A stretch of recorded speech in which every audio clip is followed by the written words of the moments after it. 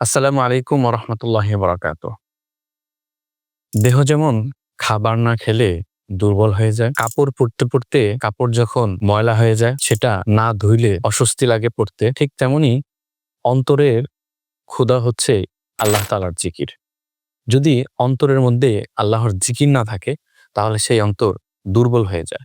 যদি অন্তরের মধ্যে আল্লাহর নাম না থাকে তাহলে সেই অন্তর কুলসিত হয়, সে অন্তর কালো হয়ে যায়। তাই রমজান হচ্ছে জিকিরের মাস, আল্লাহকে বেশি বেশি স্মরণ করার মাস। আল্লাহ পাক রব্বুল আলামিন পবিত্র কালামে পাকে ইরশাদ করেন, আলা বিযিকরিল্লাহি তাতমাইন্নুল কুলুব। জেনে রাখো, আল্লাহর জিকিরের মাধ্যমেই অন্তর প্রশান্ত হয়। মানুষের অন্তরের মধ্যে যত দুশ্চিন্তা আছে, অস্থিরতা আছে, মানসিক ডিপ্রেশন আছে, যত হতাশা আছে, যা কিছু আছে, সমস্ত কিছুর একমাত্র ঔষধ হচ্ছে আল্লাহর জিকির।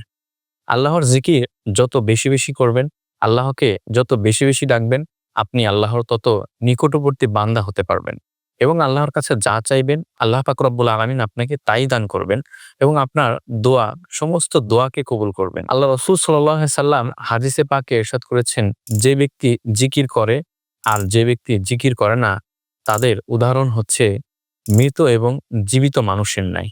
যে অন্তরের মধ্যে জিকির আছে সেই অন্তর তরতাজা, সেই অন্তর বেঁচে আছে।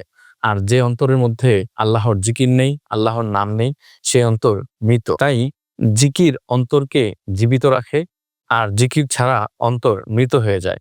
আর যখন অন্তর মরে যায় তখন আমরা গুনাহের দিকে ধাবিত হয়ে পড়ি। শয়তান আমাদেরকে নানা প্ররোচনা এবং নানা ধোঁকায় ফেলে। তাই রমজানকে আমরা এক জিকিরময় রমজান করি, আল্লাহর নাম, আল্লাহর ডাক বেশি বেশি করি। আল্লাহ পাক রব্বুল আলামিন আমাদেরকে তৌফিক দান করুন। আমিন। আসসালামু আলাইকুম ওয়া রাহমাতুল্লাহি ওয়া বারাকাতুহু।